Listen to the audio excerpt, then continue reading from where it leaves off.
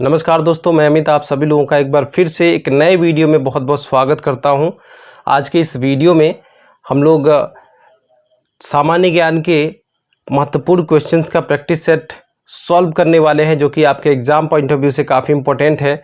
चाहे आपका रेलवे का एग्ज़ाम हो या फिर दिल्ली पुलिस ड्राइवर का एग्ज़ाम है, एसएससी का एग्ज़ाम हो, कोई सा भी एग्ज़ाम हो, आपके हर एक एग्ज़ाम के लिए बहुत ही इंपॉर्टेंट है। ठीक है, तो चलिए वीडियो शुरू करने से पहले आप लोगों से मेरी रिक्वेस्ट है कि अभी तक आप चैनल पर नए हैं, अभी तक आपने चैनल को सब्सक्राइब नहीं किया है तो चैनल को सब्सक्राइब करके नोटिफिकेशन बेल को भी प्रेस कर दीजिएगा, ताकि आने वाले हर एक वीडियो का नोटिफिकेशन आप तक पहुंचे। ठीक है, तो चलिए शुरू करते हैं। पहला क्वेश्चन देखते हैं। खाली स्थान है, उसके बाद लिखा है में स्थानीय तूफानों को आम बौछार कहा जाता है जो आम की फसल पकाने में मदद करते हैं। ठीक है, तो इस तरीके का क्वेश्चन आया था किसमें, एनटीपीसी, रेलवे एनटीपीसी में। ठीक है, तो इसीलिए मैंने इस प्रश्न को शामिल किया है यहाँ पर। किस राज्य में स्थानीय तूफानों को आम बौछार कहा जाता है जो आम की फसल पकाने में मदद करते हैं। ठीक है, यहाँ पे चारों राज्यों का नाम दिया हुआ है, उत्तर प्रदेश, गुजरात, केरल, उड़ीसा। इनमें से कौन सा राज्य जो है यहाँ पर सही है, किस राज्य में वहाँ के स्थानीय तूफानों को आम बौछार कहा जाता है जो आम फसल पकने में मदद करती है। ठीक है, तो इसका सही आंसर है ऑप्शन नंबर 3। ठीक है, केरल राज्य। केरल राज्य में इसको क्या बोला जाता है, आम बौछार बोला जाता है। ठीक है, चलिए आगे बढ़ते हैं, अगला प्रश्न देखते हैं।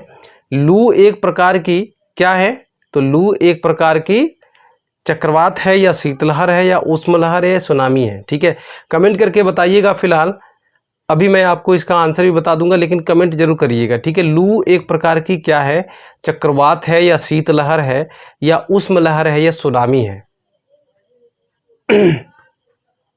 चलिए, इसका सही आंसर है ऑप्शन नंबर 3, ऊष्मलहर। ठीक है, लू एक प्रकार की ऊष्मलहर है। ऊष्मलहर का मतलब हवा की एक लहर, हवा का एक झोंका, जो गर्म हवा होता है, गर्म हवा का झोंका कह सकते हैं, उसको ऊष्मलहर कहते हैं। ठीक है, चलिए आगे बढ़ते हैं, अगला प्रश्न देखते हैं। भारत में सर्दियों के दौरान शीतलहर का कारण बनती है। कौन बनती है शीतलहर का कारण, पश्चिमी घाट या हिमालय या विंध्य या अरावली। सही आंसर क्या है आप लोग कमेंट करके जरूर बताइएगा। भारत में सर्दियों के दौरान इनमें से कौन शीतलहर का कारण बनती है। चलिए मैं ही बता देता हूं आप लोगों को, इसका राइट आंसर है हिमालय। ठीक है, हिमालय जो है भारत में सर्दियों के दौरान शीतलहर का कारण बनती है। ओके, आगे बढ़ते हैं, अगला प्रश्न है। लू गर्मी के मौसम के दौरान डैश डैश डैश में उत्पन्न होकर आसन्न क्षेत्रों की ओर उड़ती है, यानी कि किस राज्य में उत्पन्न होती है और आसन्न क्षेत्रों की ओर उड़ती है। ऑप्शन है दिल्ली, राजस्थान, मध्य प्रदेश, उत्तर प्रदेश। सही आंसर क्या है आप लोग बताइए, कमेंट जरूर करिएगा। लू गर्मी के मौसम के दौरान किस राज्य में, इन राज्यों में से किस राज्य में उत्पन्न होकर आसन्न क्षेत्रों की ओर उड़ती है।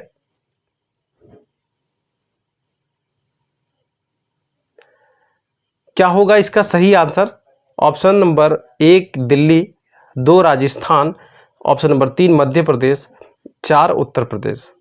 तो लू गर्मी के मौसम के दौरान कहाँ से, तो राजस्थान से उत्पन्न होती है, राजस्थान राज्य में उत्पन्न होकर आसन्न क्षेत्रों की ओर उड़ती है। ठीक है, आगे बढ़ते हैं।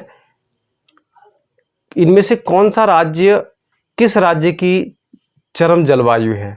ठीक है, वहाँ की जलवायु जो है चरम है, यानी कि गर्मी भी अत्यधिक होती है और ठंडी भी अत्यधिक ही होती है, यानी कि दोनों के बीच का जो तापांतर है बहुत ही अधिक रहता है हर एक राज्यों से। ठीक है, दिल्ली है, मुंबई है, कोलकाता है, कोचीन है, इनमें से कौन सा ऑप्शन सही है आप लोग बताइए, कमेंट करिएगा अगर आपको पता है। ठीक है, फिलहाल मैं यहाँ पे आपको बता देता हूँ, अगर आप दिल्ली को मानते हैं तो ऑप्शन नंबर 1 बिल्कुल सही है। दिल्ली की जो जलवायु है वह चरम रहती है, चरम जलवायु होती है। ठीक है, दिल्ली की चरम जलवायु है, यहाँ का जो जलवायु यानी कि ठंडी और गर्मी के मौसम का बीच का जो तापांतर होता है बहुत ही अधिक होता है। ठीक है, अगला प्रश्न।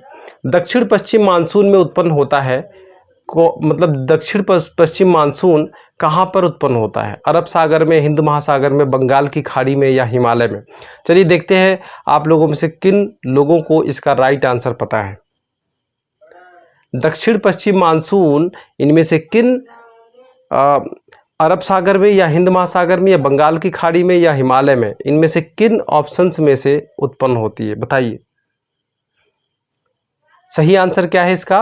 तो सही आंसर है हिंद महासागर। ठीक है, हिंद महासागर में उत्पन्न होती है। अगला प्रश्न है, किस प्रकार की मिट्टी में कपास का उत्पादन सबसे अच्छा होता है? किस प्रकार की मिट्टी में कपास का उत्पादन सबसे अच्छा होता है? काली मिट्टी, पीली मिट्टी, लाल मिट्टी या भूरी मिट्टी में, बताइए। देखते हैं कौन ऐसा प्राणी है जो इसका गलत जवाब देता है। गलत। फिलहाल तो आप लोग गलत जवाब नहीं देंगे, मुझे पता है। इसका राइट आंसर जो है, अगर आप बता रहे हैं कि ऑप्शन नंबर 1 सही है काली मिट्टी, तो बिल्कुल सही आंसर है। ओके, अगला प्रश्न, भारत के किस राज्य को लुढ़कते पहाड़ियों की भूमि के नाम से जाना जाता है? झारखंड, उत्तराखंड, हिमाचल प्रदेश, मिजोरम। इसका सही आंसर क्या है? भारत के किस राज्य को लुढ़कते पहाड़ियों के बीच से पहाड़ियों की भूमि के नाम से जाना जाता है? इसका सही आंसर है मिजोरम। ठीक है, ऑप्शन नंबर 4 यहाँ पे करेक्ट है। मिजोरम राज्य को लुढ़कते पहाड़ियों की भूमि के नाम से जाना जाता है। क्वेश्चन नंबर 9 जो है, भारत में रेगुर मिट्टी का दूसरा नाम क्या है?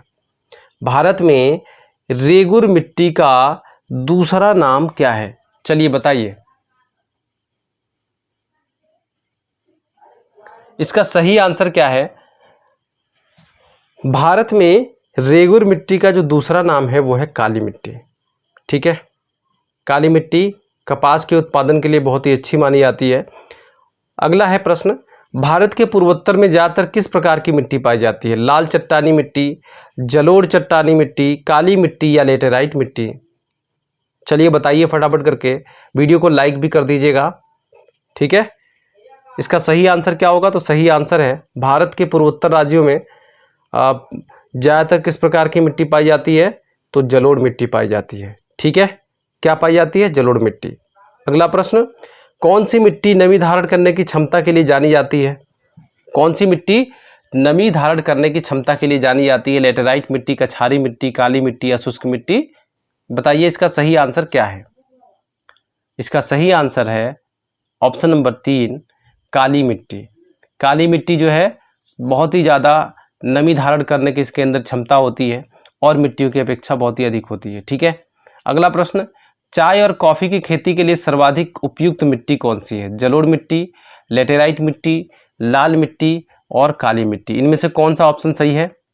चाय और कॉफ़ी की खेती के लिए सर्वाधिक उपयुक्त मिट्टी कौन सी है? इसका सही आंसर क्या है? तो इसका सही आंसर है ऑप्शन नंबर 2 लेटेराइट मिट्टी। ठीक है, क्या है? लेटेराइट मिट्टी है। काली मिट्टी के बारे में इनमें से कौन सा कथन सही है?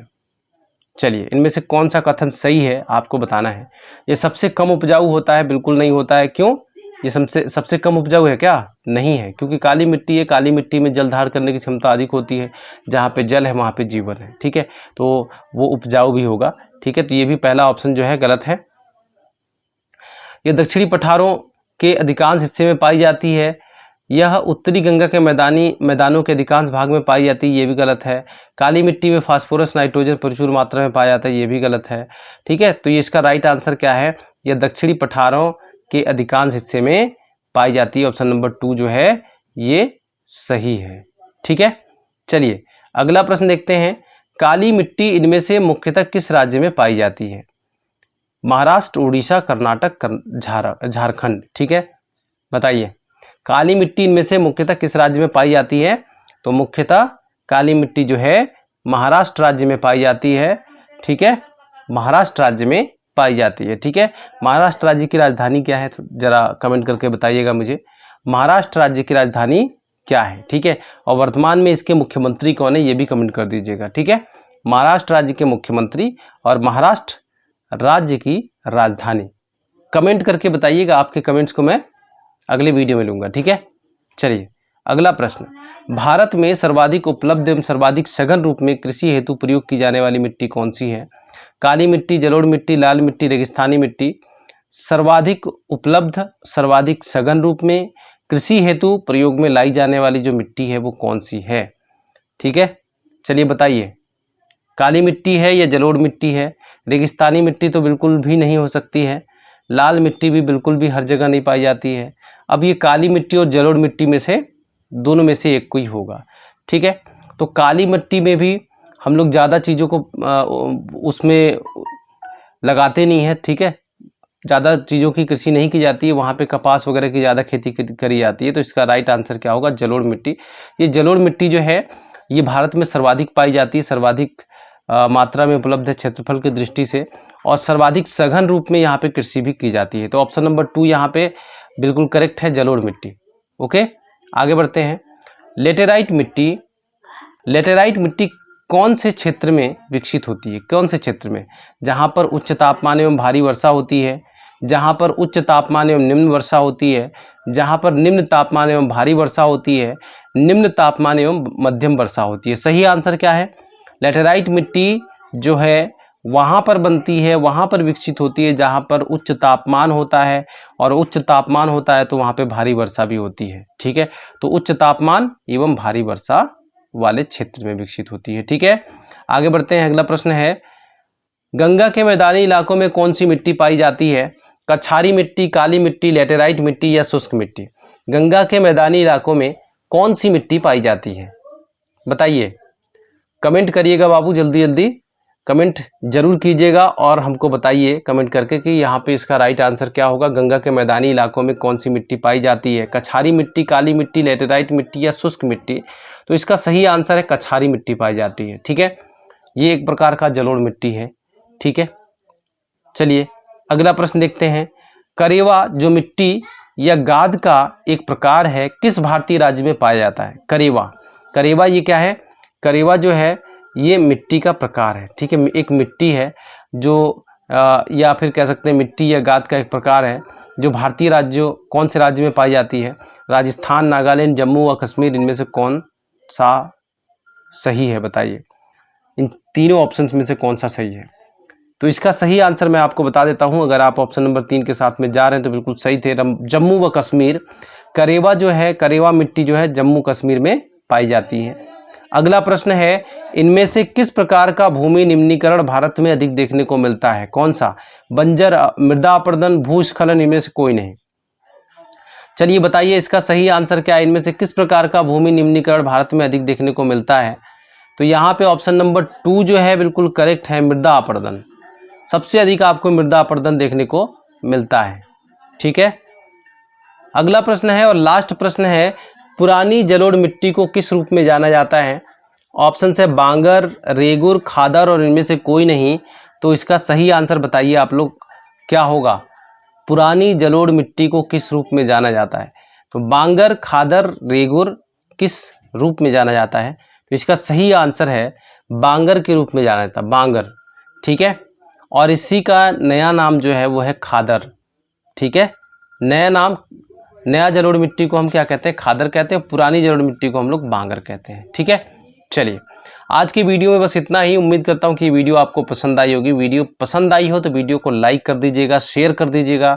चैनल पे पहली बार है तो चैनल को सब्सक्राइब कर लीजिएगा, नोटिफिकेशन बेल को भी प्रेस कर दीजिएगा। ओके, ताकि हम लोग हमेशा मिलते रहें, हम लोग मिलजुल के पढ़ाई करते रहें। ठीक है, और अपनी तैयारी को आगे बढ़ाते रहें। चलिए मिलते हैं अगली वीडियो में।